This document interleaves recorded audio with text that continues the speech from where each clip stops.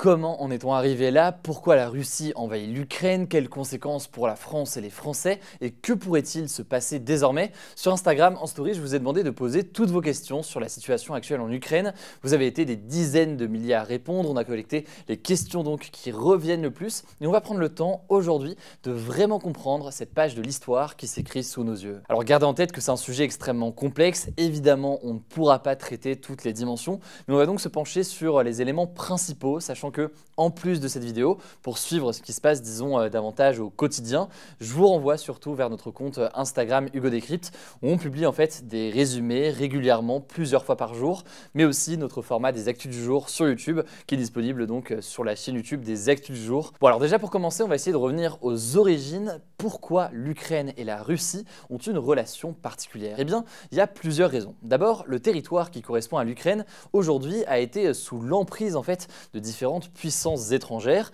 dont la Russie au cours de l'histoire. Par exemple, au XVIIIe siècle, l'Ukraine a été progressivement intégrée dans l'Empire russe et après une courte indépendance entre 1917 et 1922, elle a ensuite été intégrée à l'Union soviétique, l'URSS donc. En 1991, à la chute de cette URSS, l'Ukraine a retrouvé son indépendance, même si pendant plusieurs années, le pays est resté sous le contrôle d'un régime pro-russe. Encore aujourd'hui d'ailleurs, il reste une forte influence russe en Ukraine, près de 20% de la population ukrainienne parle russe et dans la région à l'est de l'Ukraine, on approche même des 70%.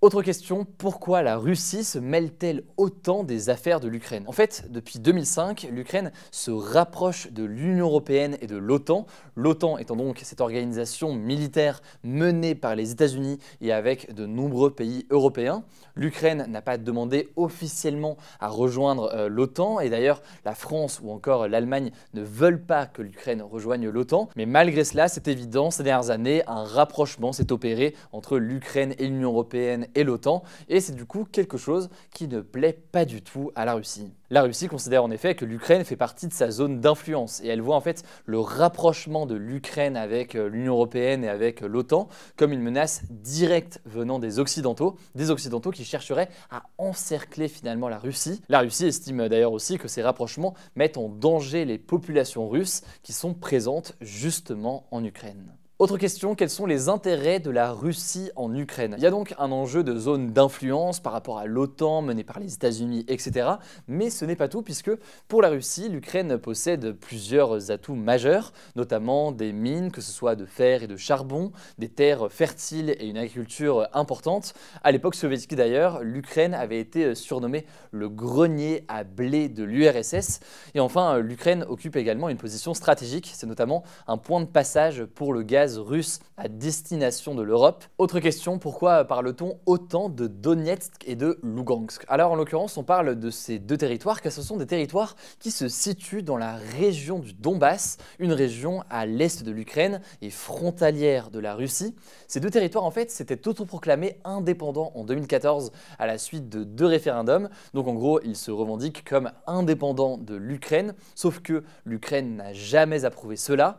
Lugansk et Donetsk ne sont pas reconnus comme indépendants par l'Ukraine, mais ils ne sont pas reconnus par la communauté internationale non plus. Et depuis 2014, la zone est en fait le théâtre de conflits entre d'un côté les séparatistes pro-russes, donc des Ukrainiens qui se sentent russes et qui soutiennent la Russie, et de l'autre côté l'armée ukrainienne. Si on parle beaucoup de ces deux territoires en ce moment, c'est parce qu'ils ont été reconnus comme indépendants par Vladimir Poutine et par la Russie donc le 21 février, ce qui est, selon la communauté internationale, une violation des accords de Minsk. Et justement, c'est une autre question majeure, qu'est-ce que c'est les accords de Minsk? Eh bien, pour mettre fin à ce conflit dans le Donbass, la Russie, l'Ukraine et des représentants des séparatistes pro-russes du Donbass ont signé en 2015 ce que l'on appelle les accords de Minsk, après une médiation avec la France et l'Allemagne notamment. Concrètement, ces accords, eh bien, ils prévoient un cessez-le-feu dans certaines zones du Donbass en Ukraine, ou encore le retrait des armes lourdes détenues par chaque camp. Et avec cet accord, eh bien, ces deux régions devaient rester sous le contrôle de l'Ukraine.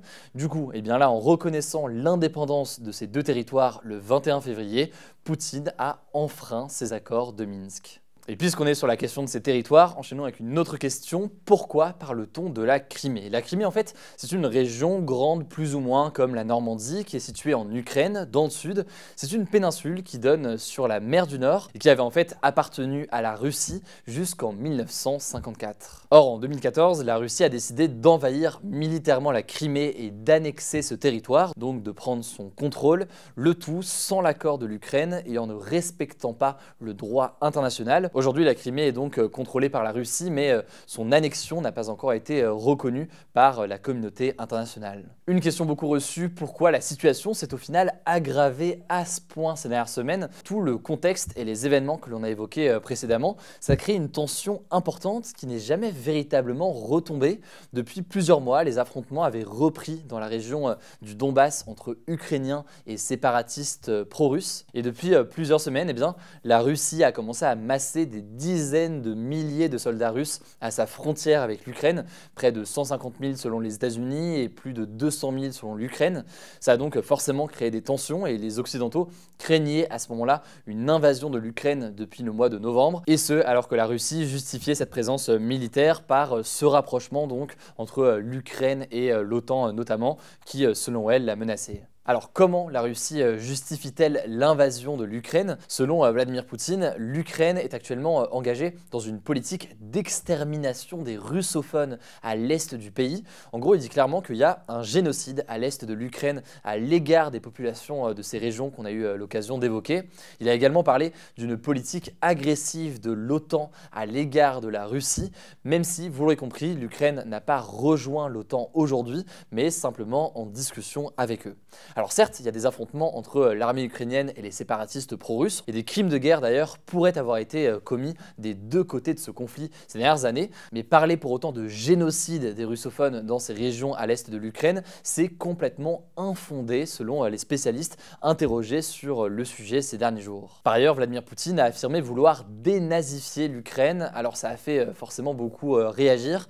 Des groupes néo-nazis existent certes en Ukraine, certains luttent contre les séparatistes pro-russes et aujourd'hui sûrement contre l'armée russe, mais ils sont pour autant aujourd'hui très largement minoritaires. Alors une question qui d'ailleurs risque d'évoluer forcément dans les prochaines heures et les prochains jours, où se situent les combats? Les combats entre les séparatistes pro-russes et l'armée ukrainienne étaient situés, on l'a dit, essentiellement à l'est de l'Ukraine, mais depuis jeudi matin, les combats sont vraiment partout sur le territoire, y compris dans la capitale Kiev. On parle même de bataille de Kiev au moment où je tourne cette vidéo.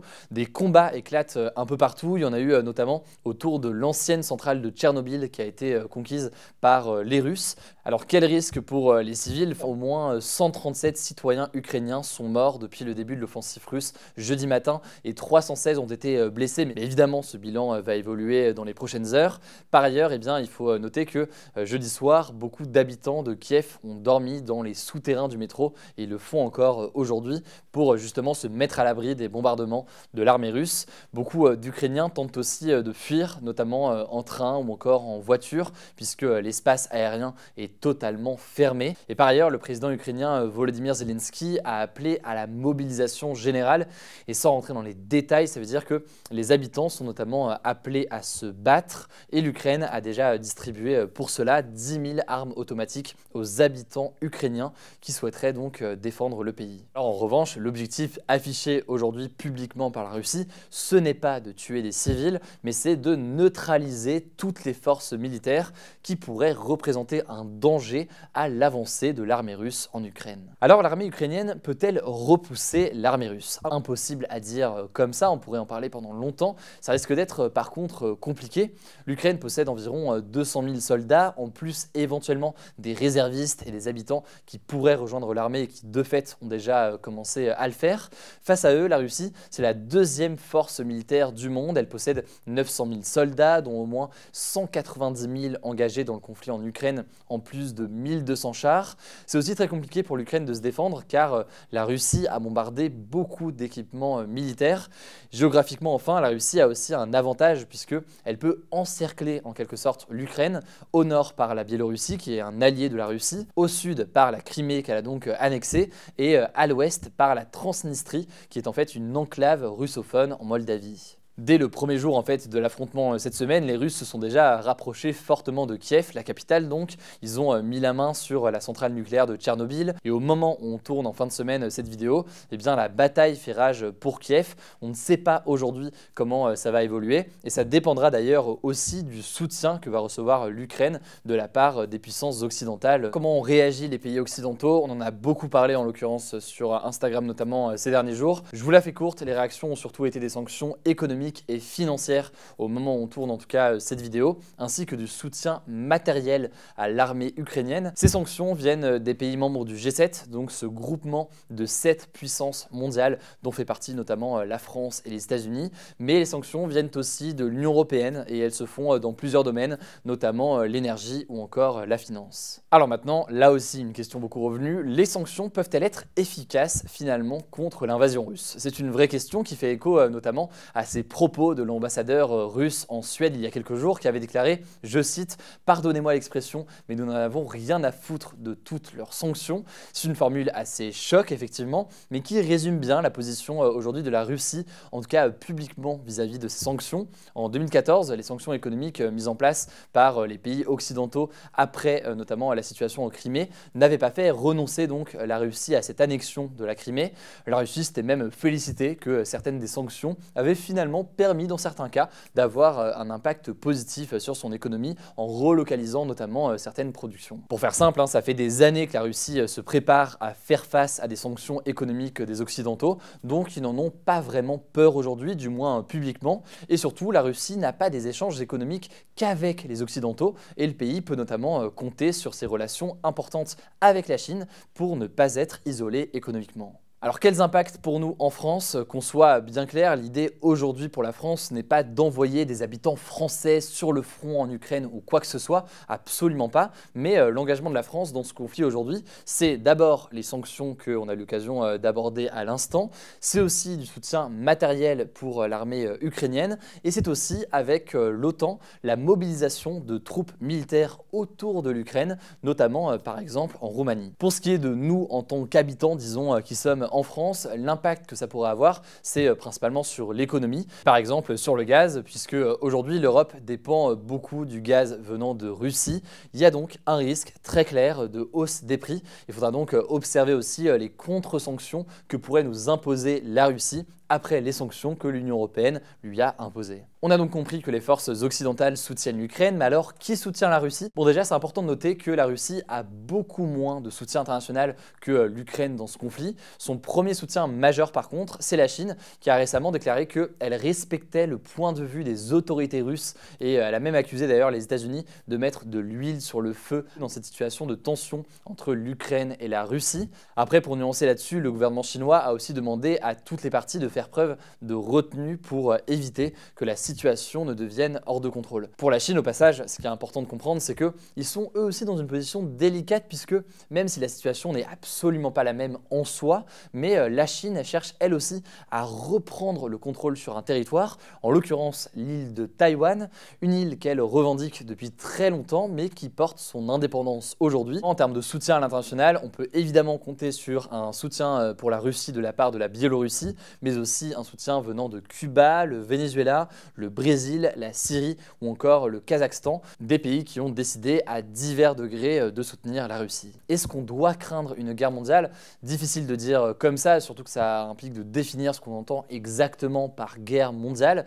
Aujourd'hui, aucune confrontation militaire directe n'existe entre les troupes de l'OTAN et la Russie. D'ailleurs, à ce propos, le président américain Joe Biden a déclaré qu'il n'avait pas prévu d'envoyer des soldats américains en Ukraine, mais que si la Russie touchait, je cite, à un pouce du territoire de l'OTAN, eh bien, ils enverraient à ce moment-là des troupes américaines. En gros, aujourd'hui, les deux seuls pays réellement engagés dans un conflit armé pour l'instant, ce sont la Russie et l'Ukraine, même si, on l'a bien compris, d'autres pays, comme les pays de l'Union européenne, participent d'une façon ou d'une autre via des sanctions, via des soutiens ou via une présence militaire dans des pays autour. Est-ce qu'il y a un risque de guerre nucléaire? C'est une question qu'on pourrait légitimement se poser puisque la Russie possède l'arme nucléaire au même titre que la France, le Royaume-Uni ou encore les États-Unis. Après, la ministre française des Armées, Florence Parly, a estimé que cette arme nucléaire n'était pas destinée à être utilisée, mais ça reste un sujet intéressant et on en reparlera évidemment dans les actus du jour la semaine prochaine. La Russie va-t-elle s'arrêter à l'Ukraine? Aujourd'hui, il n'y a aucune certitude pour l'instant sur le fait que